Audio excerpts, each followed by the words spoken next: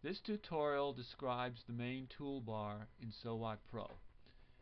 This toolbar consists of a row of buttons, usually in the row just below the main file menu in SOWOT Pro. These buttons have icons on them which describe the functionality of these toolbar buttons. You can find out what the buttons will perform by dragging your mouse cursor over the buttons and seeing a small pop-up appear describing the functionality of that button. In addition, you can click on the Help icon at the far right of the toolbar, and this turns your cursor into a question mark cursor, which can be then dragged over to a particular button for which you want additional information. Click on that button, and Help about that button will appear. You will notice that some of the buttons on the toolbar are dimmed out, which means that they are inactive. To activate them, you have to load a file into the SOWOT Pro workspace. Let's do that by clicking the Open icon button on the toolbar. This opens the Open Embroidery File dialog. Choose a file to open, click Open, and now notice that most of the buttons are activated.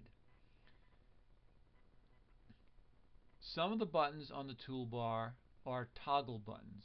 This means that they can be pressed once to activate a certain functionality and then click the second time to deactivate that functionality. For example, assume we want to magnify a certain region of a pattern. We would click the magnifier toggle button. Notice that it appears depressed.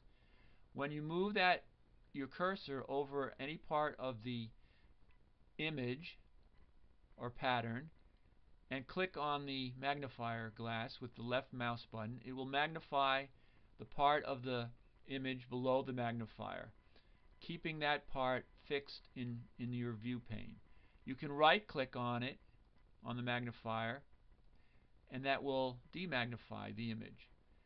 In order to toggle the magnifier off, click on the magnifier icon on the toolbar.